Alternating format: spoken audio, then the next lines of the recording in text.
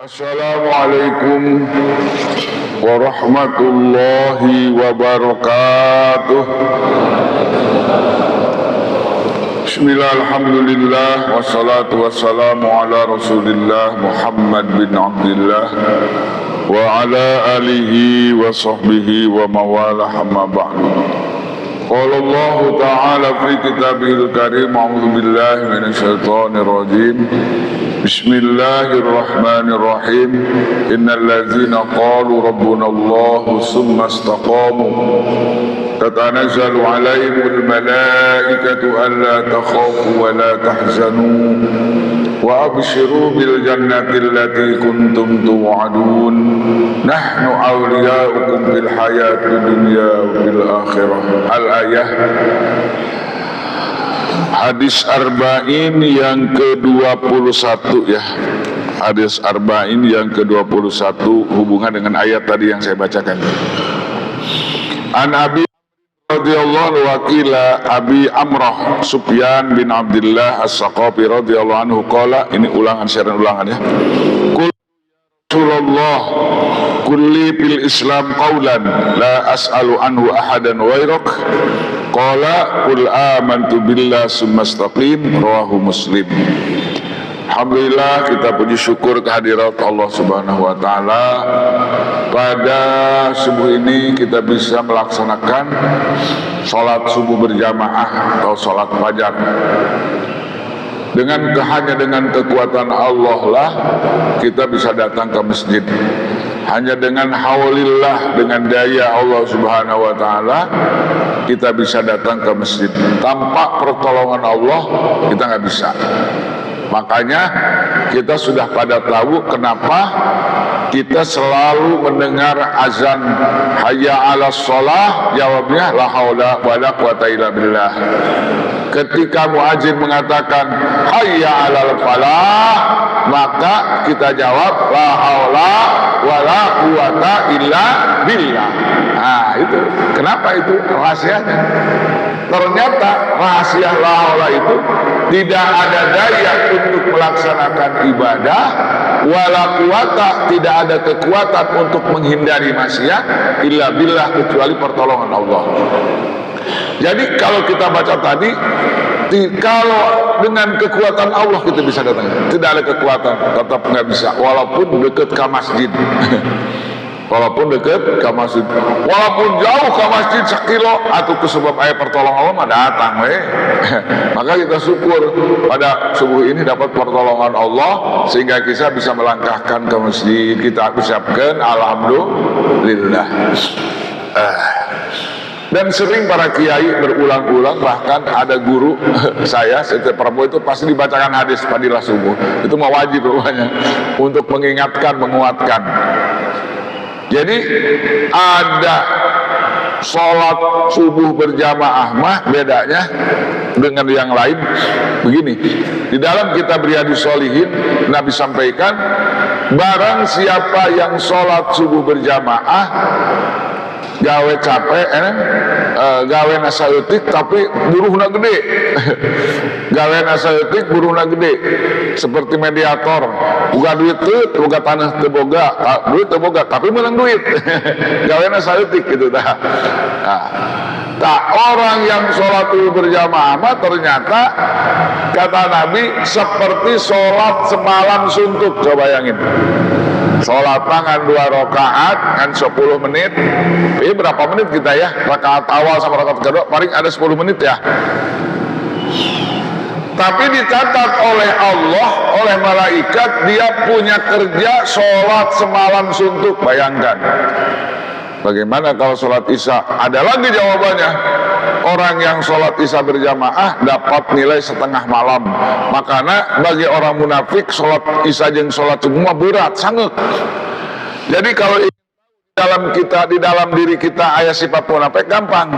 Kalau sangat sholat subuh jeung sholat isya berarti aya munafikan orang. Kudu buru-buru istighfar. Kudu buru-buru istighfar, la haula wala astagfirullah, ya Allah. Ternyata di dalam diriku ada sifat munafik. Apa tandanya? Hoream sanget sholat isya jeung sanget sholat subuh. Eta aya munafikan urang. Makanya solusinya bagaimana caranya supaya jadi orang bebas dari munafik? Nabi memberikan solusi. Barang siapa yang melaksanakan sholat berjamaah 40 hari karena Allah, maka udah garansi pasti dari Nabi dia akan mendapatkan dan tidak ketinggalan takbiratul ula dari imam. Kalau si imam ini Allahu Akbar, Allahu Akbar, nah itu namanya tidak ketinggalan takbiratul ula, tidak masbuk. Apalagi dah pertama imam mengatakan Allah, cek makmum Allahu Akbar, etap 40 poe teka tinggalin takbiratullah langsung dijamin sama Nabi walahu baro'atani, dia bebas, dua kebebasan, satu bebas dari kemunafikan, yang kedua bebas dari api neraka. Siap melaksanakan tugas? Siap melaksanakan. Bebari terekam malam-malam di dia tuh. Awas. Dulu ada kiai, ada orang belek. Tahu belek nggak? Telmi, telat mikir, barho, ubar poho, di bereset lagi ngilu sholat berjamaah 40 poe, tukangan kiai, syau. Wah, Allah dijawab ya. 7 tahun Mas Anu itu ngerti, ayo horeng kita jelema dulu ke masjid. Sing hade aya Dul Majid, aya jelema aya Pak Abdul Majid, aya Dul Majid singketan eta sing hade. Jadi Haji Dul Majid kunaon? Ngedul ka masjid sing hade tah. Allahu Akbar. Sing hade ya. Subhanallah. Ternyata kiai cerdas. Teu kudu puasa, yang penting kamu ikut sholat berjamaah 40 hari, tidak ketinggalan takbiratullah dengan kiai, dengan imam. Benar tuh, Allah dibuka hijab. Nah, yang menjadikan rumah tangga kita berantakan, kenapa? Karena kita tanda-tanda munafik ada di dalam diri kita. Kapan majikan ngebohong, janji kapan majikan cidra, gitu kan? Diberi amanat, hianat, magawat.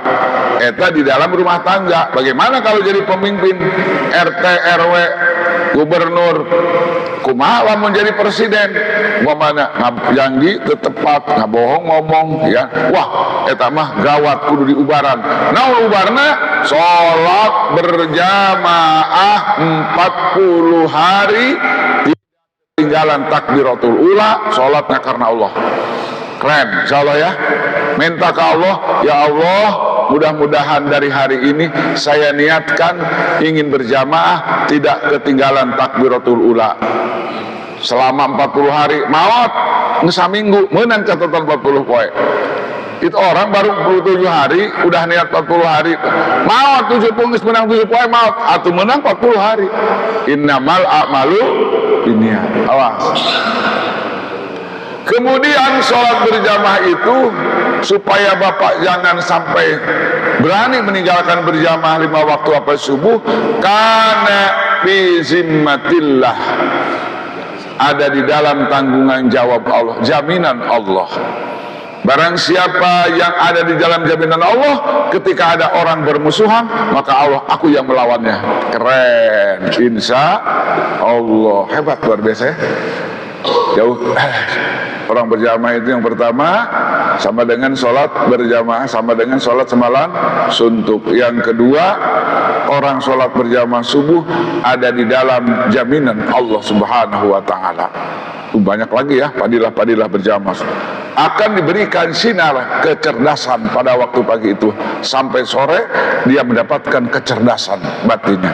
Tengah lamun moal horea moal ngedul jalan anu sholat berjamaah subuh. Ngan catatanna ulah sare atau subuh tekenging nungguan isrok, nunggu isrok baru boleh tidur. Nah, tapi kalau tidur sengaja tidak sengaja seperti ngantuk nggak apa-apa, itu rahmat dari Allah insyaallah.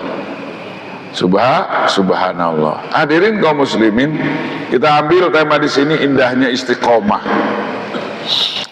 Ada di dalam satu kata, al istiqomah khairun min alfi karomah. Orang istiqomah itu lebih hebat, lebih tinggi nilainya dari 1000 karomah. Karomah itu orang yang punya kemuliaan. Seperti ada orang bisa berangkat jarak jauh umpamanya 10 jam tapi bisa ditembus 1 jam, itu orang sudah dapat karomah. Tapi kalau dia dapat ahli ibadah ya, bukan ahli maksiat. Tapi ada ahli maksiat punya keanehan, itu bukan karomah, namanya istidraj, sungkunan kadang. Orang sungkunan, disungkun. Seperti Dajjal itu sungkunan. Dajjal itu kan punya keanehan, bisa orang mematikan, bisa menghidupkan gitu. Jadi hari kaum muslimin, karomah kemuliaan. Nah, ada orang karomah ini tidak masuk akal memangnya. Kalau karomah mah seperti halnya ada cerita legendaris ya, tapi enggak keturunan terkenal ini. Mama Paleret, ada orang Paleret nggak di sini? Ada orang Paleret, Sunda, Karawang ada ya. Orang Paleret, orang apa tuh Purwakarta di sini ada, apa orang Karawang ada ya. Nama Paleret. Itu Mama Paleret sudah mendapatkan karomah. Jangan-jangan Mama Paleret istrinya pun diberi karomah oleh Allah. Dia buka di Pandeglang Banten, tapi sholat maghribnya di mana? Di Paleret. Nah ini nggak bisa disampaikan kepada orang yang pakai akal-akalan, karena karomah itu tidak masuk akal seperti mujizat para nabi gitu ya. Tapi sebenarnya kata hikam, orang yang lebih hebat daripada itu, ada orang mengatakan guru saya bisa menyingkat waktu, menilap waktu. Guru saya berangkat padahal perjalanan 5 jam, tapi 1 jam sudah ada di tempat. Itu nggak usah aneh. Bagi ilmu tasawuf, ilmu orang bertauhid itu nggak ditertawakan itu. Ditertawakan itu. Kenapa? Kata Syekh Hikam atau ilah toyul hakiki, orang yang disebutkan hebat racok itu artinya dia bisa menempuh jarak jauh dengan singkat, itu tidak aneh. Yang aneh mah orang yang hatinya, yang badannya di dunia tapi hatinya sudah di akhirat, itu keren. Seperti para sahabat, kenapa nangis terus? Sebab badannya di dunia, hatinya sudah ingat di akhirat. Nah itu orang keren tuh. Kenapa bapak nangis terus? Aduh, bagaimana nanti di alam mahsyar? Bagaimana di alam hisab? Perjalanan kita masih panjang. Bagaimana timbangan amal? Bagaimana timbang mizan? Bagaimana sirat? Padahal badannya masih di dunia, tapi hatinya sudah risau. Bagaimana kehidupan aku nanti di alam mahsyar? Harta bakal dihisab, ilmu bakal dihisab gitu kan, keluarga akan dihisab. Bagaimana saya ini? Padahal awakna di dunia tapi gecerik manten, sudah nangis duluan. Nah itu namanya toyul hakiki, orang yang luar biasa. Bagi orang yang bisa terbang, papa tongge bisa capung. Orang bisa tenggelam katanya lama-lama di laut, ikan juga bisa, ya kan? Eleh ke binatang, kepilaan ke binatang. Jadi al khairu min alfi karomah, orang istiqomah itu lebih hebat daripada 1000 karamat. Maka di dalam surat Al-Fatihah selalu membimbing ihdinas siratal mustaqim, ihdinas siratal mustaqim, ihdinas siratal mustaqim, supaya lurus itu istiqomah di dalam agama. Kemudian istiqomah itu ada istiqomah dalam tauhid, istiqomah dalam syariat, istiqomah dalam akhlak. Ini yang menjadikan kekaguman Bilal bin Rabah istiqomah fil aqidah. Sebab orang yang istiqomah itu harus punya modal iman dulu. Ada seorang sahabat Nabi bertanya kepada baginda, ya Rasulullah, berikan aku wasiat, satu ucapan aja. Di mana ucapan ini aku tidak akan bertanya lagi kepada selain engkau. Coba katakan kepada aku tentang Islam kaulan, satu ucapan. La as'alu anhu ahadan wairok, aku tidak akan pernah bertanya lagi kepada selain daripada engkau. Itu nasihat Nabi. Aduh, ayat di mandi tekete ayat nasihat Nabi. Coba bayangkan, apa nasihat Nabi? Qul amantu billah summa istaqim. coba geura ucapkeun amantu billah, istiqomah iman maneh ka Allah, di masjid iman ka Allah, di pasar iman ka Allah, datang jadi pejabat iman ka Allah, keur beunghar iman ka Allah, keur balangsak iman ka Allah. Itu namanya istiqomah dalam akidah. Karena orang beriman itu sudah sunatullah, pasti diuji. Orang yang beriman kepada Allah, mengaku iman kepada Allah, sudah sunatullah, pasti diuji, Bu. Orang yang tadinya biasa-biasa, setelah dia sholat berjamaah, rajin istighfar, dapat ujian. Sana. Ada seseorang nanya, saya sering istighfar, Pak Kiai sering sholawat, tapi kok kehidupan saya begini? Itu kan ujian. Kalau kamu berhenti berarti enggak dapat, enggak lulus ujiannya, gitu. Ayo. Surat Al-Ankabut ayat 2, hasibanna su'aitraq wa yaqulu amana wa hum la yuftanun. Apakah manusia mengira mengatakan aku beriman kepada Allah, apakah kau biarkan begitu setelah mengatakan aku iman, apakah dibiarkan? Tidak. Mereka akan diuji oleh Allah Subhanahu wa taala. Yang paling mengagumkan adalah istiqomahnya Ki Bilal. Eta Ki Bilal teh boga dunungan Umayyah bin Khalaf, penyembah berhala tulen. Paling bencieun ka Kangjeng Rasul teh, paling gak suka. Di antaranya yang gak suka sa Nabi Umayyah bin Khalaf. Aya Ubay bin Khalaf, aya Umayyah bin Khalaf, ya. Kalau nggak salah Ubay bin Khalaf, Umayyah bin Khalaf. Oke. Umayyah bin Khalaf punya budak belian namanya Bilal bin Rabah. Nggak tahu, sembunyi-sembunyi ketahuan si Bilal itu masuk Islam. Langsung diintegrasi. Bilal, ternyata kau mengikut agama baru ya. Betul. Agama. Apakah kamu siap menerima siksa? Siap. Kalau begitu kamu memang, kalau kamu bandel, saya akan naikkan gaji kamu. Yang penting kamu keluar dari agama Muhammad. Tidak. Tegang. Ujian Bilal masuk Islam, langsung dapat ujian dari Allah. Kata, asyhadu alla ilaha illallah wa asyhadu anna Muhammad Rasulullah. Langsung diuji oleh Allah. Ayo. Bagaimana ujinya? Kalau begitu dicambuk itu ujian. Ayo, amantu billah, gara-gara asup ucapkan 2 kalimat syahadat langsung digebukan ku Umayyah bin Khalaf. Bayangkan, udah digebukan, udah dipukul, dipoe, dijemur 3 hari 3 malam, digencet ke batu. So bayangkan, Bu, dia lemah, dipoe, pari gencet 3 hari nggak kasih makan. Ya Allah, dahsyat.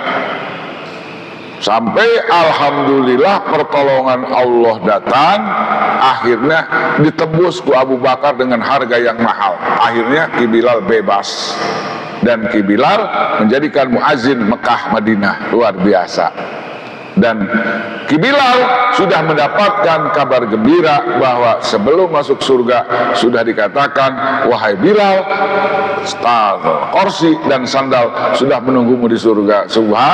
Subhanallah. Itu namanya al-istiqamah khairun min alfi karomah. Belum tentu orang yang dibanjiri karomah itu lulus. Subhanallah. Banyak orang yang banyak tamu dan jam doanya dikabul. Orang yang sakit terus dararatan calager. Akhirnya apa yang dikatakan? Alhamdulillah, para tamu ngomong begini, para tamu yang datang ke sini pejabat, orang sakit sembuh. Gitu ngomongnya. Orang-orang buta sembuh, orang tuli sembuh, dikatakan oleh dirinya sendiri, maka karomahnya gugur. Sebab dia membicarakan keistimewaan kepada manusia, di hatinya ingin tambah pasien. Nah, ini gugur itu karomahnya itu. Bukan jadi karomah, jadi namanya istidraj, ya. Perbedaan antara karomah dengan istidraj, kalau orang itu maksiat, tara sholat, tapi punya keistimewaan, itu bukan karomah. Kata Imam Syafi'i, idza ra'aita rajulan yatatayyaru fil hawa, apabila kamu lihat seseorang bisa terbang di atas, jangan kau terlena dengan orang yang bisa terbang. Kalau dia itu bertentangan dengan syariat, gitu kan? Banyak sekarang orang-orang non seperti, ingat nggak Baba apa dari India ya? Ada apa Baba gitu, udah meninggal sekarang. Itu seluruh dunia dia mendewakan dia. Ada yang mengatakan Tuhan. Bahkan di negeri kita ada satu pulau kekeringan, datang ke Alibaba itu, Sabah apa, ingat siapa namanya Pak? Baba gitu? Nggak ingat ya? Dibawa ke daerah Sulawesi, kekeringan, langsung diinjak keluar air sampai sekarang. Tapi udah meninggal. Itu dituhankan oleh manusia karena punya keistimewaan. Itu bukan karomah, namanya istidraj. Awas ya. Karomah itu hasil istiqomah di dalam ketaatan pada Allah. Orang yang istiqomah di dalam ibadah, istiqomah di dalam tauhid, walaupun tidak ada keanehan, itu manusia lebih hebat daripada 1000 karomah. Jadi bapak-bapak sekarang sholat berjamaah, membangun masjid, sedekah kepada fakir miskin, kemudian ada thalabul ilmi, istiqomah di dalam al-hidayah, insya Allah sudah dapat karomah dari Allah. Cita-cita al-hidayah selalu dikabulkan. Dulu Pak Kiai katanya mau ada renovasi ganti, dikabul sama Allah. Tadinya masjidnya kan nggak begini. Nah, Pak Kiai mudah-mudahan karena ini buktinya sekarang ini hasil usaha kesatuan berjamaah batinnya ya, kesatuan hati. Allah berikan hadiah Masjid Al-Hidayah begitu kokoh megah tihang lagi menikeun gede insyaallah lam teu kiamat mah ya moal ka urug ya kuat ya 100 tahun ge kuat ya mah konstruksi bangunan ge mah. Nah, kenapa? Ini hasil daripada istiqomah kita, istiqomah berjamaah, istiqomah thalabul ilmi, istiqomah mingguan, istiqomah dalam tahajud, insya Allah. Nah, istiqomah dalam akidah penting ya. Kedua, istiqomah dalam syariat. Ada orang Islam digoda, Pak Kiai, misalnya saya ingat dulu zaman Orba. Ada doktor profesor minta fatwa supaya SDSB halal. Hebat aja. Itu dokter profesor melegalkan SDSB. Ingat Bapak Bang SDSB apa? Ingat zaman Orba, ingat nggak SDSB? Ingat dana sosial ya, penyumbang dana sosial. Jadi kalau belah itu kita bisa jadi menyumbang. Karena dia orang beriman, berilmu. Ya ingat ya SDSB ya. Apa tuh ngepokoknya nama SDSB mah eta kadinya lah sumbangan sosial gitulah kadinya. Sama kalau kita masang itu berarti nyumbang gitu.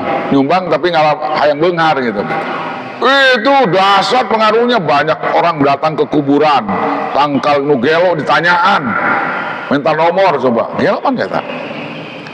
Nah, yang memfatwakan boleh itu bukan orang bodoh Pak, dokter, profesor. Mana baik?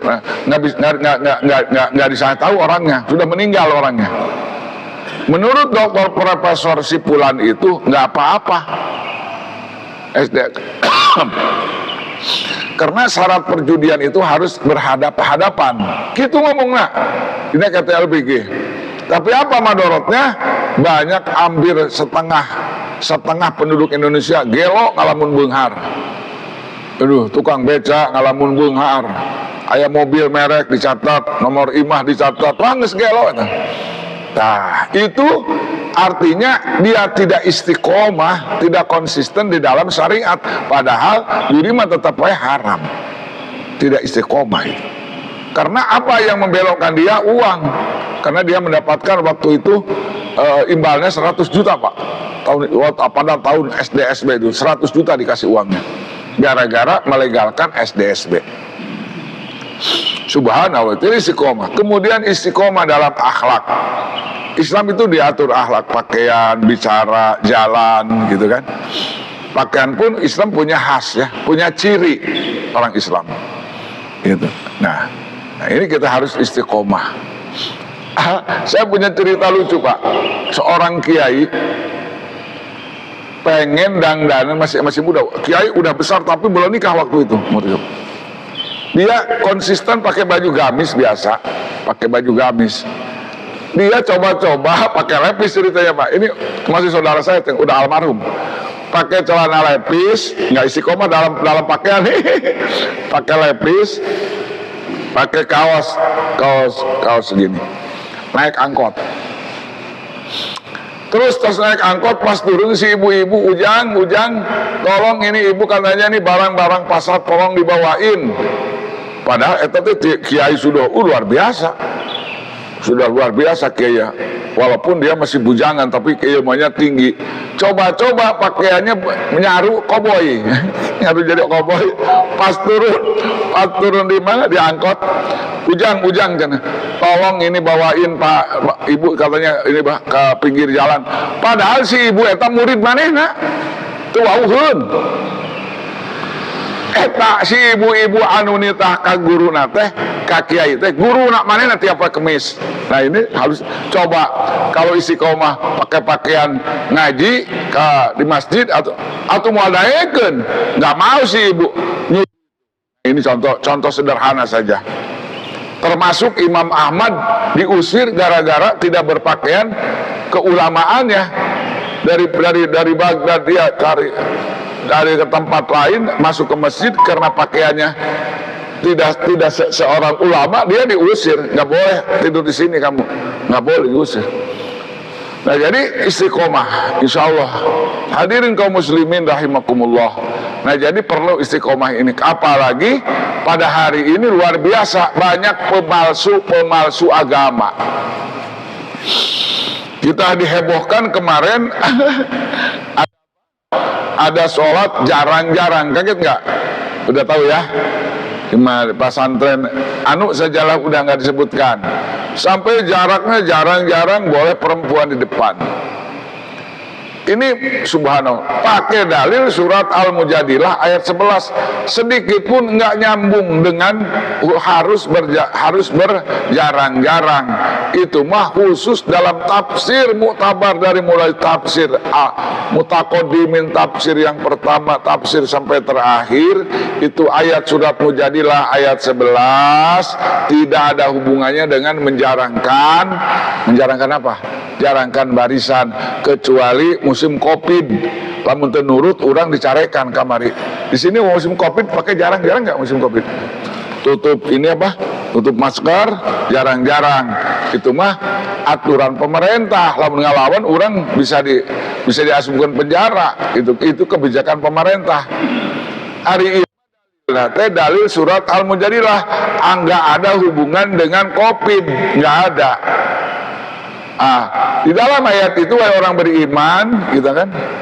Tapassahu, kamu harus berlapang dada, harus berlapang-lapang, gitu kan? Apabila kamu itu berikan kesempatan orang sedang ke tempat yang longgar, jangan sampai ada saudara kita ingin duduk. Ini asbabun nuzulnya, ada sahabat Nabi sudah kumpul-kumpul. Nah kemudian ada jamaah baru tidak ada kesempatan untuk duduk, padahal kesempatan duduknya ada. Maka kata Nabi, tapassahu fil majalis, sudah kamu beri kesempatan. Itu hubungan dengan majlis, bukan barisan. Itu sudah dipatok dalam hadis, sawu supupakum fa inna tasfiyata supup min tamamis shalah. Luruskan barisannya, sesungguhnya barisannya daripada kesempurnaan sholat berjamaah. Itu sudah jelas ada hadisnya. Nabi itu harus rapat-rapat. Tapi kunaon eta ku eta jelema ku sebab jauh jeung agama, ayat dipakai pikeun ngarenggangkeun barisan. Ini sudah ada di dalam, sudah berpengaruh orang itu. Mazhabnya apa? Mazhab saya Soekarno dan Soeharto. Wih keren. Ini kalau nggak ngaji kita bisa, keren, hebat ya. Pesantrennya bagus, itunya, wah, ekonominya bagus. Itu bisa kalau kita nggak punya patokan, kita bisa ngabaleot. Nah, ada lagi sekarang yang keren-keren sekarang udah dimunculkan lagi. Tadinya udah tenggelam, muncul lagi sekarang. Ajab kubur, gitu. Ajab kubur nggak ada. Untung ayah Gus Baha membantah, kemudian Quraisy Shihab membantah. Ada yang berani begitu. Kalau nggak istiqomah kita, aduh, kalau nggak punya patokan. Untung guru-guru yang ada di Al Hidayah ini steril, sekret, disaring ya, nggak sembarangan. Dulu pernah kecolongan Pak di Masjid Al Munawwaroh, orangnya kasep, ganteng. Di tengah-tengah ceramah dia mencaci Abu Bakar. Udah katel langsung akan nyawan ya. Menghina Abu Bakar berarti selain Ahlussunnah wal Jamaah. Luar biasa. Istiqomah Pak. Banyak aliran sekarang. Ya Allah, saya terima kasih kepada Allah. Dina Al Hidayah ini benar-benar istiqomah. Punya akidah Ahlussunnah wal Jamaah, mengikuti aturan Nabi dan para sahabat Nabi. Subhanallah. Hadirin kaum muslimin, itu harus istiqomah juga kita. Hebat-hebat Quran hadisnya, tapi pas nemu pemahamanana acak-acakan. Istiqomah, awas, istiqomah. Kita punya panutan, punya guru istiqomah, insya Allah. Jadi hadirin kaum muslimin, subhanallah, bagaimana keistimewaan orang istiqomah? Subhanallah. Istiqomah dalam hukum. Allahu Akbar. Ada seseorang pemuda di Amerika, orangnya orang Maroko, orang Mesir. Dia istiqomah dalam agama. Bukan di masjid aja takut sama Allah dia, di dalam lift pun dia takut sama Allah.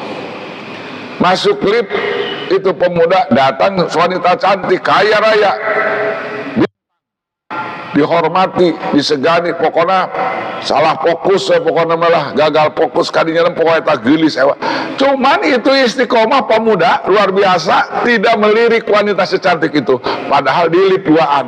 Coba kamu semoga iman mah, tungkul. Itu wanita marah, kenapa kamu tungkul, tunduk terus? Ini aku cantik, orang pada ngelihat, tapi kenapa kamu nggak lihat aku? Jawabnya, saya orang Islam, punya etika, tidak boleh melihat wanita yang bukan muhrim. Kaget manehna. Sejauh itu Islam. Gitu. Itu anak orang kaya, orang ini disebut sultan di Indonesia, dalam Bulgaria disebut sultan. Waduh. Akhirnya dia belajar Islam, tertarik dengan Islam. Tibang nempok kan nggak boleh karena bukan istrinya. Ya Allah. Belajar Islam, tertarik, akhirnya dia masuk Islam. Seluruh kekayaannya dipindahkan kepada si suami yang istiqomah itu. Luar biasa, luar biasa. Itu istiqomah. Luar biasa orang istiqomah. Mengalahkan 1000 karomah. Gitu kan. Jadi hadirin kaum muslimin, mudah-mudahan saya minta kepada Allah, saya doakan mudah-mudahan saya istiqomah. Yang akidah saya istiqomah, syariat Islam saya istiqomah, akhlak saya benar-benar istiqomah di dalam kebaikan, supaya ada mendapatkan sambutan dari perkataan istiqomah khairun min alfi karomah. Kemudian hadirin kaum muslimin, firman Allah Subhanahu wa taala dalam surat Fussilat ya Bu ya. Ayatnya saya lupa lagi. Nanti di sini ada hafiz Quran nih. Coba hafiz Quran. Innal qalu Allahu tatanazzalu malaikatu alla takhafu wa la tahzanu wa abshiru adun awliyaukum fil hayatid dunya wa fil akhirah. Itu pasti orang hafiz Quran apal ayat berapa. Suratnya surat Fussilat. Sesungguhnya orang-orang yang mengatakan Rabbunallah, Tuhanku adalah Allah, summastaqamu, istiqomah, tidak tergoda dengan ancaman, tidak takut dengan ancaman, tidak tergoda dengan rayuan jabatan, tidak terayu dengan apa kedudukan, dengan wanita cantik. Itu kata Allah, summastaqamu tatanazzalu alaihimul malaikah. Ketika sakaratil mautnya, dia akan didampingi oleh para malaikat. Yang nengok orang istiqomah itu ketika sakaratil maut, yang nengoknya bukan manusia, tapi tatanazzalu alaihimul malaikah.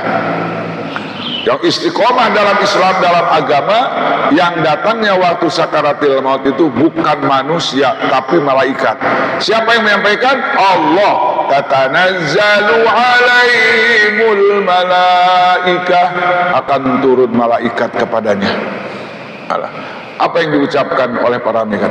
Alla takhafu wa la tahzanu. Pesannya, malaikat, jangan takut dan jangan sedih. Subhanallah. Itu pesan-pesan malaikat ketika orang yang istiqomah sakaratil maut sudah dikerumuni oleh para malaikat. Ucapannya juga menggembirakan. Allah takhafu wa la tahzanu. Jangan takut, jangan sedih. Apalagi pesannya? Kata Allah, wa abshiru bil jannati allati kuntum tu'adun. Wahai malaikat, beri kabar gembira bahwa dia akan masuk surga. Waduh, keren. Belum mati udah dikasih kabar punya tiket masuk surga. Udah, sakaratil mautnya gak bakal kerasa. Nikmat orang istiqomah itu. Ketika sakaratil mautnya yang datang malaikat, kabar gembira sudah surga. Kabar gembira yang selanjutnya, nahnu awliyaukum fil hayatud dunya wal akhirah. Kata malaikat, kata Allah melalui malaikat, aku yang menjadikan ngurus kamu di dunia sampai akhirat. Dan kamu akan dijamu oleh Allah nuzulam min ghafurir rahim. Dia akan dijemput sebagai tamu pribuminya Allah Subhanahu wa taala. Jadi bapak-bapak, kadang-kadang kita baca salamun qawlami rabbil rahim, kadang-kadang kita nggak nyambung, nggak connect. Apa itu? Salamun qawlami rabbil rahim, kadang-kadang nggak nyambung. Apa maksudnya itu? Padahal kalimat salamun qawlami rabbil rahim ini ketika ahli-ahli surga masuk ke dalam surga, yang menyambut selamat datang itu bukan malaikat, bukan. Siapa yang menjemput kedatangan orang-orang yang beriman dan bertakwa ke surga? Allah yang mengucapkan selamat. Mana dalilnya? Tasuk dibaca di surat Yasin. Salamun qawlan min rabbir rahim. Selamat datang. Salam, selamat datang wahai ahli surga, wahai jamaah hidayah yang istiqomah. Kata Allah, wilujeng sumping, masya Allah. Dalam surat Zumar apa? Salamun tibtum alaikum fadkhuluha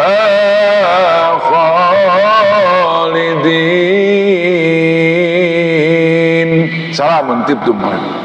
Selamat datang, berbahagia kalian. Aduh, yang meringkat bulu ya. Ketika bayangkan tahun orang nasibkan ke surga, disambut ku Allah, disambut ku malaikat. Yang pertama salam, yang kedua tibtum alaikum fadkhuluha khalidin. Allahu akbar, nikmatnya luar biasa. Nabi pernah bikin kejutan, bapak-bapak. Nabi pernah bikin kejutan kepada para sahabat.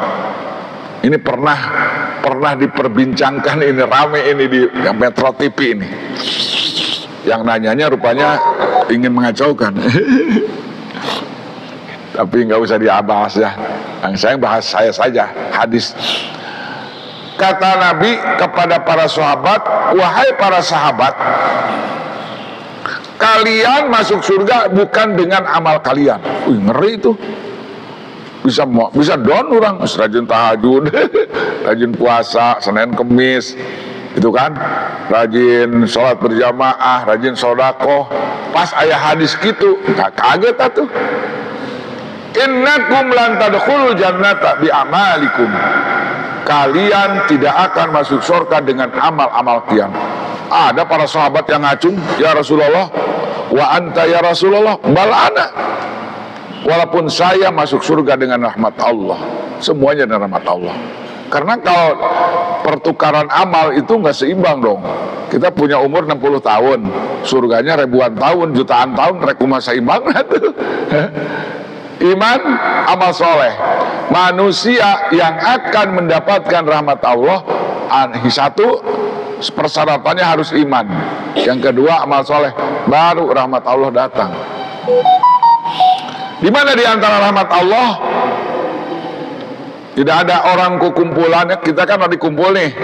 Ya tadarasuna, mendengarkan firman Allah. Itu 4 yang akan dijanjikan oleh Nabi. Yang pertama, orang yang habis sholat dengerin Quran, nazalat alaihimus sakinah, ketenangan. Saya tanya nih, yang hadir tenang nggak sekarang Pak? Ibu-ibu, bapak-bapak tenang nggak habis subuh ngaji? Tenang nggak? Tenang ya? Padahal punya problem, tapi bapak-bapak wajahnya tenang semuanya. Bahkan sampai ikut tenang-tenangnya sampai ngantuk, ya enggak? Coba, kalau di rumah nggak ngantuk, ngaji mah ngantuk. Karena tidur itu nikmat. Orang luar negeri sudah 6 bulan nggak bisa tidur, minta putus asa keluarganya, saya nggak kuat hidup di dunia, nggak bisa tidur, udah mau bunuh diri. Harus ada izin dulu Pak ternyata. Di Jepang itu ada khusus untuk bunuh diri, ada. Kalau orang yang putus asa. Tapi dia dapat husnul khotimah ketika dia menuju ke tempat eksekusi, kelihat di taman ada orang sedang baca, dengar taklim Quran, taklim hadis, yang duduknya tidur. Bingung itu orang, kok bisa tidur sambil duduk? Aku sudah 6 bulan pakai obat tidur, nggak tidur-tidur, tapi kenapa dia tidur? Orang itu mah biasa besok ngaji atau subuh macam taklim tungkul aja, tungkul sanyana gitu. Makanya kalau ngaji begini Pak, jangan tungkul, kalau tungkul pasti ngantuk begini dah. Insya Allah. Allahu Akbar. Kita kembali kepada masalah yang kita bicarakan. Jadi hadirin kaum muslimin, subhanallah, ternyata kita masuk surga bukan semata-mata amal kita, tapi dengan rahmat Allah. Cuman pertanyaannya, bagaimana caranya supaya mendapatkan rahmat Allah? Sholat berjamaah, makan berjamaah, silaturahmi, gitu kan? Kemudian sembahyang malam, baca Al-Quran, melangkahkan kaki ke masjid. Banyak itu kiat-kiat untuk mendapatkan rahmat Allah. Bapak-bapak sekarang sedang menjemput rahmat Allah. Kenapa? Sedang mendengarkan Al-Quran setelah sholat. Makanya Bapak jangan kaget nanti di Madinah ada orang, ada kelompok itu benar-benar fanatik. Udah taklim, sebelum zuhur itu taklim, baca Quran aja. Azan, dengerin dulu Pak, didengerin dulu, berhenti dulu. Sudah berhenti azan, ngaji lagi. Kaget. Cuk orang pan kok nggak sholat qobliyah ini? Kok begini katanya? Ternyata di zaman Rasul ada orang namanya Huzaifah. Ana Huzaifah, assalamualaikum, assalamualaikum, jadi langsung baca. Qala Allahu Ta'ala fi kitabil karim, qala Nabi SAW. Protes sahabat. Ya Huzaifah, bukankah kalau habis sholat ada wirid katanya? Dijawab Huzaifah, barang siapa yang sholat berjamaah kemudian belakang kembali menghadap makmum membacakan 1 ayat 2 ayat, itu lebih hebat daripada sholat 100 rakaat. Wah, dia punya dalil. Jadi bapak-bapak nanti jangan kaget kalau lagi di luar ada orang assalamualaikum baca hadis, jangan kaget, sebab fadilah taklim bisa mengalahkan sholat sunat gitu. Paham ya? Jadi mendengarkan taklim ini insya Allah ada 4. Nazalat alimus sakinah, ketenangan. Wa ghasyiathumur rahmah. Nah ini wa ghasyiathumur rahmah, akan dirungkup, akan dipeluk, akan dibanjiri dengan rahmat Allah. Ghasyiyat itu dirungkup begini tah. Itu ghasyiyat namanya. Wa ghasyiyat. Kalau burung kan ada sayapnya, disikat tuh. Disekat dengan rahmat Allah. Kemudian adalah wahabbat humul malaikah. Ini Masjid Al-Hidayah sedang dikelilingi oleh malaikat. Ini sekarang kenapa yang kita bacakan firman Allah dan sabda Nabi habis sholat berjamaah. Yang keempat, wa zakarahumullahu fi ma'indahu, Allah akan berbicara di majlis para malaikat. Coba lihat tuh, di Al-Hidayah sedang menyebutkan aku. Jadi kebanggaan Allah tuh bangga orang yang selalu berkumpul di dalam ingat kepada Allah. Zikir diantaranya baca Al-Quran, mempelajari Al-Quran, itu termasuk zikir. Sudah waktu isyraq? 2 menit lagi. Jadi hadirin kaum muslimin, kita simpulkan, bermohonlah kepada Allah agar kita istiqomah di dalam agama. Insya baik akidah, syariat jangan kita berubah, kemudian dan akhlak kita harus dijaga ya, karena banyak orang yang berilmu tidak berakhlak, itu rusak. Kata Nabi, al ilmu al adab fauqal ilm, akhlak itu bisa mengalahkan orang berilmu.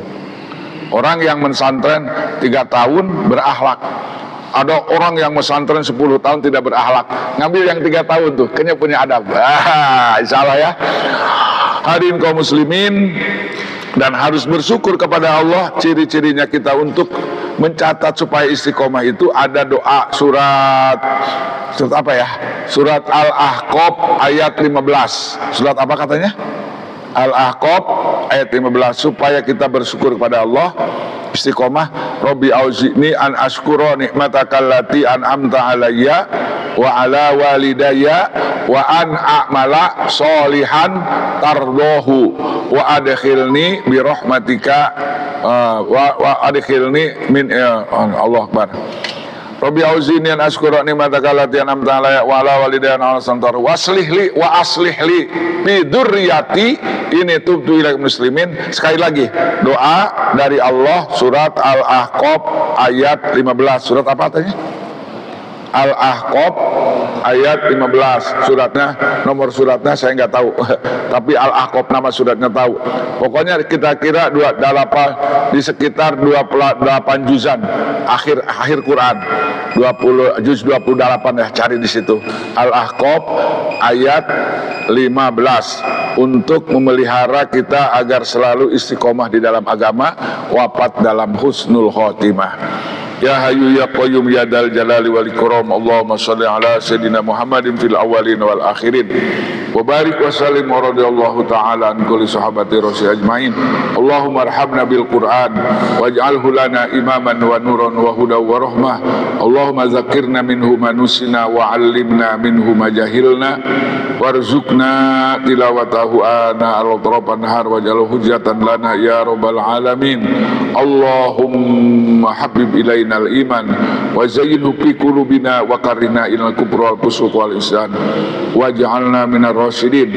Allahumma ya ghani ya hamidu ya mubdi ya mu'id ya rahim ya wadud aghnina bihalalika haram wa qina bi fadlika man siwak wa tawallana ya wali ya ali khususan wilayah Masjid Al-Hidayah ya Allah bil wilayati wal inayati wa riayati was salamati bi maziri iradi is'adi imdadi zalika fadlillah wa akrimna ya Allah jamaah wa jamaah Al-Hidayah ya Allah ya Ghani ya Karim bis'adati wal karamati wal maghfirah kama akramtal ladzina gunu asratahum inda Rasulillah wa tub alaina ya Allah wa jamaah Al-Hidayah Masjid Al-Hidayah ya Allah tub alaina taubatan nasuha ya Allah jamaah Al-Hidayah khususan jamaah Al-Hidayah taubatan nasuha linakuna minal ladzina idza fa'alu fahisatan aw dzalamu anfusahum zakarullaha fastaghfiru lidzunubihim wa may yaghfiru dzunuba illallah wa alzimna ya wahid ya ahad kalimat taqwa kama alzamta habibaka Muhammadan sallallahu alaihi wasallam